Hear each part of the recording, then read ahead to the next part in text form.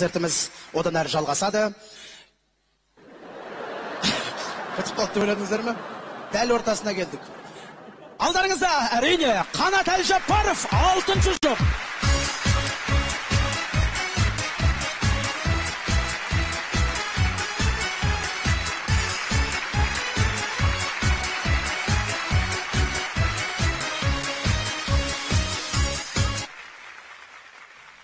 Визашпен музыканы қосып қойып, тоқтап қалды.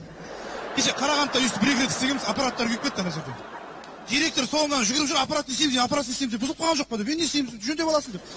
Қалжыңдап отыр. Өткенде бір досым айтады, класстасым ғой Дәурен деген. Сол айтады, Қанат сендердің жұмыстарың рахат я деп қояды. Неге десем, ол айтады, біз азаннан кешке шейін дейді, қара жұмыс істеп жүріп, алатын айлығымыз 60 мың теңге дейді. Сенің рахат, анда-санда сахнаға шығасың, 10 минут әңгіме айтасың, 180 мың айлық аласың деп қояды.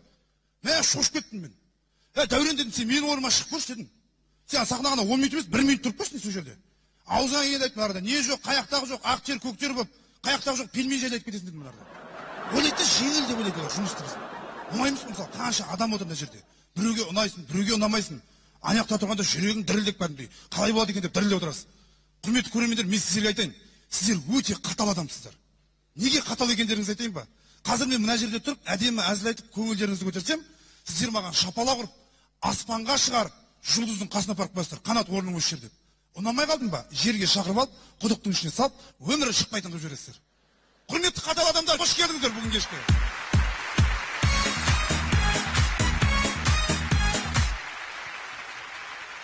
Жоқ, уайым енді мен кішіне керек.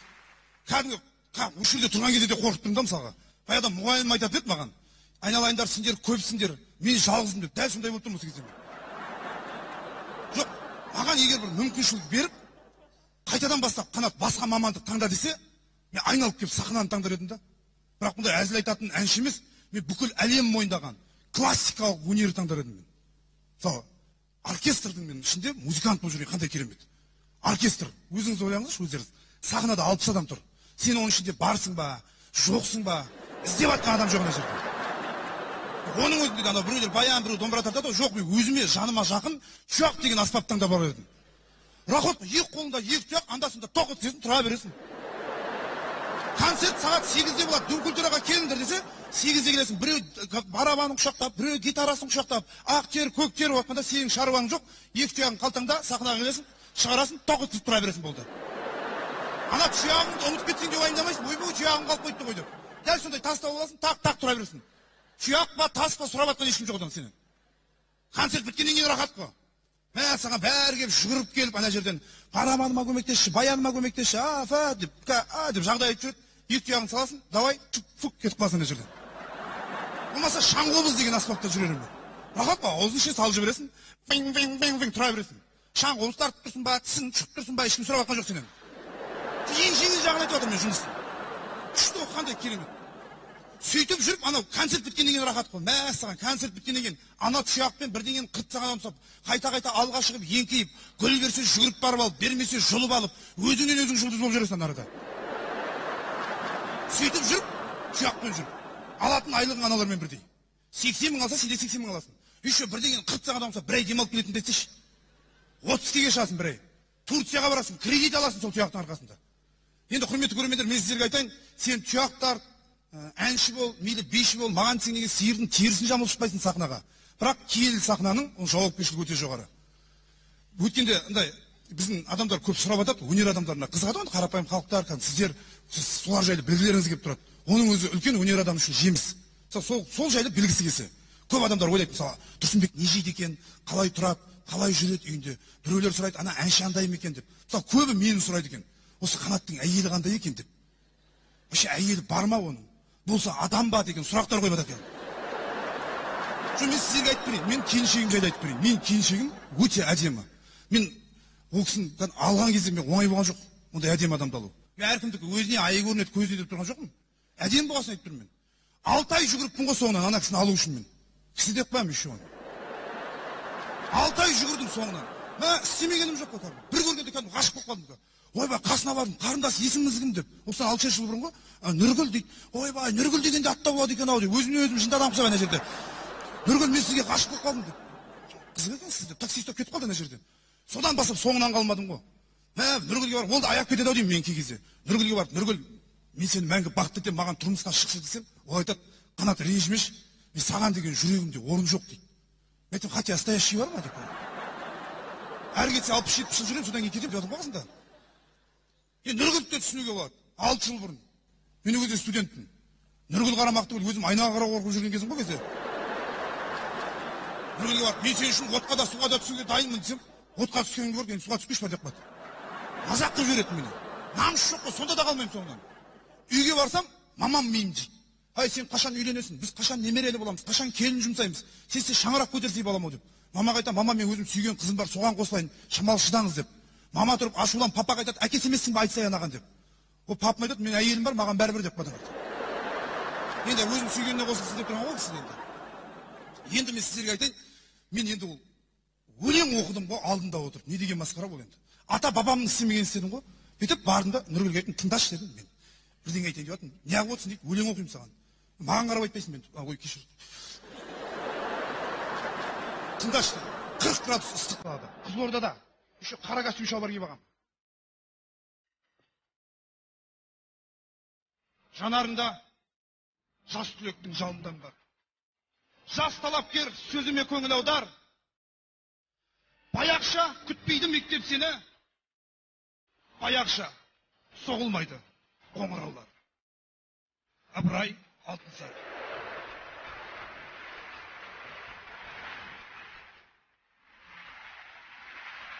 Осы өлеңді оққан кезде ол да мен де осы уақытқа шейін әлі түсінбейміз. Неге айттың дейді, білмеймін енді, бір өлең оқу керек болды әйтеуір саған. Көптеген қыздар айтады, мен ауылдың қызы, қаланың қызы деп тұрған жоқ, барлық қыздар айтады, ауылдың жігіттеріне қарағанда қаланың жігіттері романтик дейді. Әңгіме жоқ, мен келсем, қаланың жігіттері романтик. Олардың мүмкіншілігі көп өйткені. Кафеге апаруға қызды киноға апарып таңғалдыруға, ресторанға апаруға, клубқа апаруға таңғалдырады. Өйткені олардың мүмкіншілігі көп. Ауылда қайға апарасың, қораға апарасың, біз қайға апарасың мысалға. Ресторанда, кафеде сол жүр ғой енді мысалға. Мен Нұргүлге айттым, ол да ауылдың қызы, біздің Қызылордадан 50 километр жерде тұрады. Нұргүлге звондадым, үй жағына бардым. Таңғалдым ғой, романтик болғым келді мен енді. Нұргүл дедім, 10 минуттан кейін қораңа келші дедім. Өзің жаңа мал құрасың ғой. Мал жейтін шөп бар емес па? Содан жүрек жасадым ғой, дәу қып. Жүрек жасадым. Ойым Нұргүл келген кезде жүрекке от деген сезімімді айтам дедім ғой мен. Жанып тұрған жүректің қасында. Болды ол. Бір кезде Нұргүл қораның ішіне кіріп қалып, жүрекке от дегізім лап ете қалды. Нұргүл жүректі көріп ана жанып тұрған. Я в шоке. Первый раз смотрела сердце на вожжгая. Мен айтам, Нұргүл, сен маған үйленсей, сен тұрмысқа шықсай, саған талай нәрсені смотреть етем аналарда деп. Жүрегіме қарап па, мәз-мәз істегеніме, ой, боже, бірдеңе деп. Нұргүл, мені көрдің ба, менің жүрегім дегенде саған осылай лаулап жанып тұр. Тұрмысқа шықмаған жаным. Мәңгі бақытты етем деп атсам, жүрегім бір кезде домалақ болып жанып жатыр. Ана 4-5 болып жанды ғой бір кезде. Бір кезде қора жанды ғой. Қораның ішіне мал кетті ғой өртем. Бүкіл ауыл су шашып, пожарный келіп, біреу топырақ ажиотаж болып кетті ана жерде. Сосын Нұргүлдің қасына бардым. Нұргүл дедім, мынаны артық қандай шоу керек, айналайын саған. Шапалақпен бетімен тартып жіберді анарда. Сол кезде түсіндім. Қорада ешқандай романтикам болмайды. Бітті. Звондасам алмайды, шақырсаң келмейді. Айырылдым дедім мен, болды, қарамайды. Бірақ соңғы вариант қалды да менде. Нұргүлді қаратып алатын. Әрі-бері істемей ақ қояйын, ұят болады Қанат деп тоқтаттым. Бірақ сонда да жүрегім жібермеді ғой мен. Істе, алып ал өзіңе деп итеріп тұрды мені. Ол дуалап алу болды. Өйтпесем болмайтын болды. Там черный магия дейді. Сөйтіп суретін алдым да бір тәуіпке бардым. Аға, мына қызды маған дуалап беріңізші. Қарамай жүр маған деп. Оған да қыз қарамай жүр. Әкел 5 минутта артынан ертіп жіберейін деді да. Бүйтіп суретке қарады да, мені қамшымен ұрып үйінен қуып шықты ана жерде. Түсінбей қалдым, не болып қалды деп. Сөйтсем Нұргүлдің папасы тәуіп екен ғой, мен қайдан білейін оны. Өзі қыз дуалап берді жүр ғой мен. Ятай. Сол не керек, әйтеуір 6 ай жүгірдім. Мен бір қарағаным, байқағаным, бір адамның артынан жүгіре берсең, дос болып қалады екенсің. Сол артынан бір итті жүгіріп жүрсе де іздейсің ғой, жаңа итім қаяқтады деп. Нұргүл де сондай болып қалған ғой, Қанат сен менің артынан жүгірші жүрсің, бір қызық емес маған біртүрлі. 3-4 ай болды, қуанып қалдым, беті бері қарады ау әйтеуір деп. Мүмкін қорасын салып алдым екен деп әйтеуір нарда. Не керек, әйтеуір Нұргүл екеуміз доспыз, бірақ қыз бен жігіт емес. Екеуміз доспыз, бірге қыдырамыз, кафеге барамыз, анда-санда звондап тұрады, мен оған звондаймын, маған единица салады, мен салмаймын, сондай бір керемет. Жақсы дос болып жүрген екеуміз. Ол кезде мен Қызылордада политехникалық колледжде жылына 80 000 теңге төлеп платныйда оқимын. Ақылы оқу бөлімінде. Ақша төлеу керек болды оған. Таппай қалдым. 80 мың теңге ақша таппай қалдым. сөйттім де досымнан сұрадым. Нұргүлден. Досым ғой мен. Енді Нұргүл маған қарағанда жағдай жақсы ғой, папасының тракторы бар, несі бар, әйтеуір шөптері бар. Нұргүлге айттым, досым маған 80 мың теңге береді, бір аптадан кейін әкеліп беремін деді. Берді, оқуым ақшасын төлеп тастадым. Өмір деген алма кезек екен ғой. Ана 80 мыңды қалай алдым, ол менің артымнан жүгірді ғой бір кезде. Құдай дедім екен. Қалай деймін да? Менімен кездеспей қоятын еді ғой. Мен вообще көзіне көрінбей қойдым ана. Не деген сезім деймін да, сот арқылы іздеді ғой мені. Көшеден көріп қалса 80 бай деп жүгіріп, атым өзгеріп кеткен уже. Өлең оқыды ғой менің алдыма келіп. Қараш, билеп, ғашықпын, шын ғашықпын сол адамға. Мен болмасам болмайын сол аман ба? Қарызымды ертерек берсе екен, одан кейін жоламаймын бұл адамға. Әйтеуір не керек? Құдай қалап, Нұргүлге 80 мың керек, маған Нұргүл керек болып, екеуміз үйлендік. Шаңырақ көтеріп, той жасадық. Кәдімгі құда түсіп бардық біз.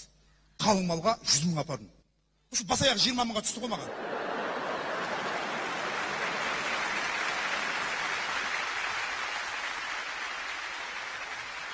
Маған әлі айтады, сен банктің істемеген істедің ғой дейді.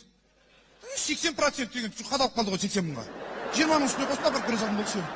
Керемет шаңырақпыз. Бүкіл тапқан табысым бәрін осы отбасын, әйелім ғой деп осыған апарып берейінші. Бүкіл табысым соған апарып берем. 200 мың болсын, 300 мың болсын, бәрін соған апарып берем. Сонда да 80 мың теңгесін сұрайды ғой менен. Жүрегімде қалып қойған қаптың. Өткенде 500 мың теңге апарып берсем, маған айтады, өткенде 80 мыңды қашан бересің дейді. 420 мың әкелді деп ойлайтыншы осы шоу деп. Құрметті жігіттер, мен сіздерге айтайын, өмірде мамандық таңдаудан қателеспеңіздер. Сіздердің таңдаған мамандықтарыңыз, ол сіздердің өмір бойы жейтін нандарыңыз. Жар таңдаудан қателеспеңіздер. Ол отбасының анасы, балаларыңыздың анасы, отбасының ұйытқысы. Еліміз аман болсын, жұртымыз тыныш болсын, қыз келіншектеріміз аман болсын. Мерекелеріңізбен.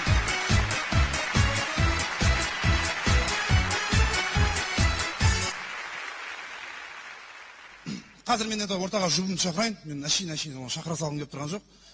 Достоевский танисыздар ғой? Достоевский, сол кісі айтқан. Сол кісі ма айтқан ба білмеймін енді, бірақ. Енді сол кісі деп жатыр жұрт. Өзіме келіп айтқан жоқ. Сол кісі айтқан.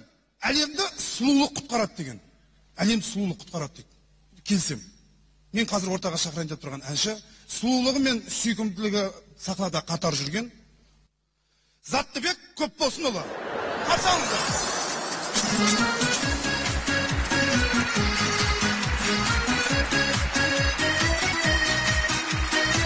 Сико! Қошемет!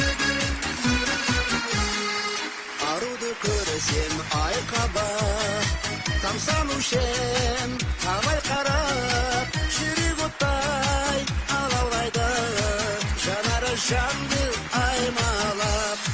Шіркін-ай өмір керемет, адамға басқа айтшы не керек, айым болсаң арманым жоқ, көңілім көкке әуелеп. Шіркін-ай өмір керемет, адамға басқа айтшы не керек, айым болсаң арманым жоқ, көңілім көкке әуелеп.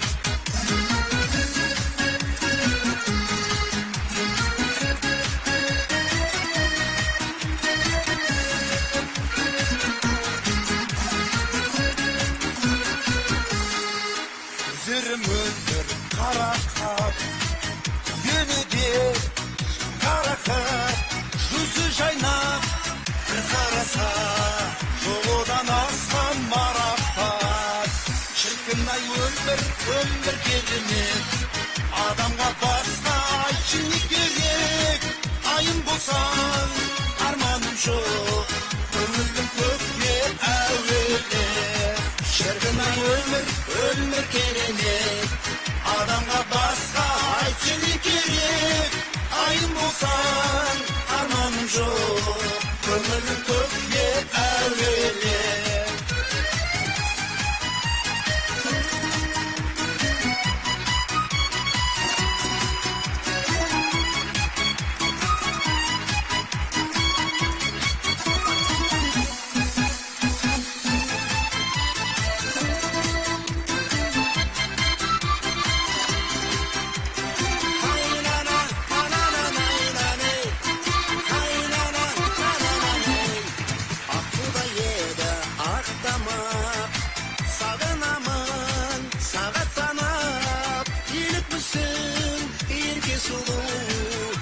жүрекке жанды жалт қарап.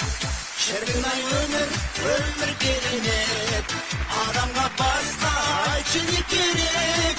Айым болсаң арманым жоқ, көңілім көкте әуелеп. Шіркін ай өмір керемет, адамға басқа айтшы не керек. Айым болсаң арманым жоқ, көңілім көкте әуелеп. Шіркін ай өмір керемет, адамға басқа айтшы не керек. Айым болсаң арманым жоқ, көңілім көкте әуелеп. Келесі тыңдайтын әндеріңіз. Жеді.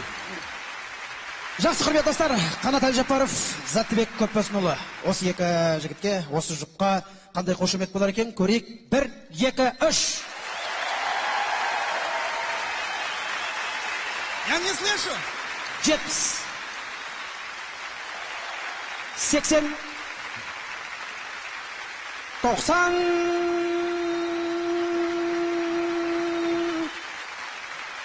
99. 100. 99. Саған 9, екеуіме бір 9 қалды. Болады. 99 ұпай. Қанат Әлжапаров, Заттыбек Көпбосынұлы.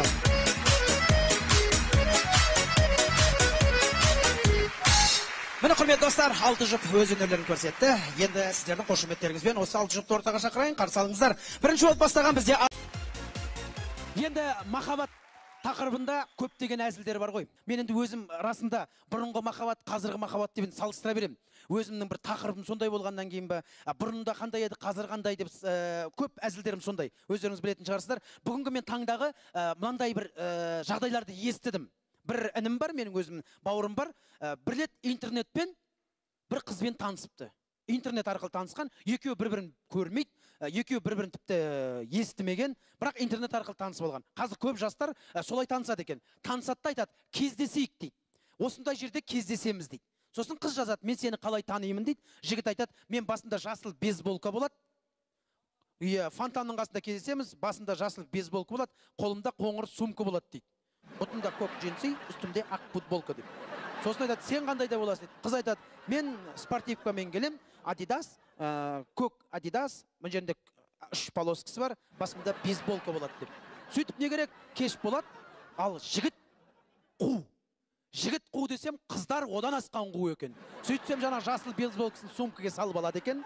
Егер ана қыздың түрі енді кішкене бір нормальныйлау болса, бейсболкасын басына киіп алатын идеямен келеді екен. Ал ана спортивкамен келем деген қыз сол күні гороховый көйлек киіп келеді екен. Танымасын дейді. Екеу қыздың да ойы сол, ана жігіт онша болмай қалса, мен если что кетіп қалам деген секілді. Жігіттің де ойы сондай. Сөйтіп екеуі не керек, кешкі сағат 8 болады, фонтанның қасына жақындамайды.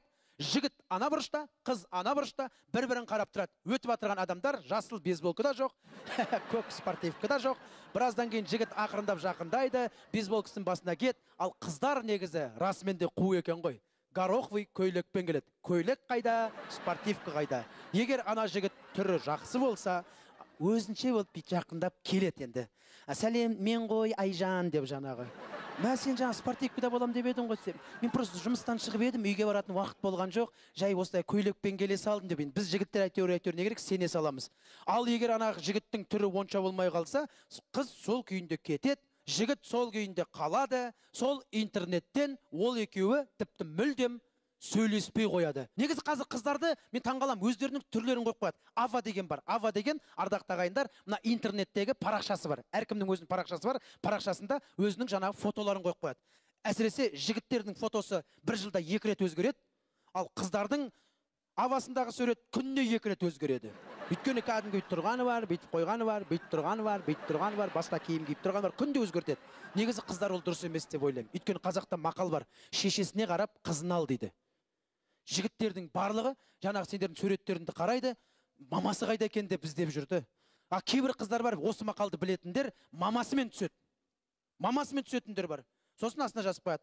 Это моя любимая, неповторимая мама дейтіндер. Құрметті қыздар, көшеде жігітпен танысып, интернет арқылы танысамыз десеңіздер, ойларыңыз, мен сіздерге ақылдарыңызды берейін. Жаңа парақшаларыңыз бар ғой, ава деген. Сол аваларыңызға мамаларыңызды қойыңыздар. Өйткені қазақта жақсы мақал бар, шешесіне қарап қызын алды.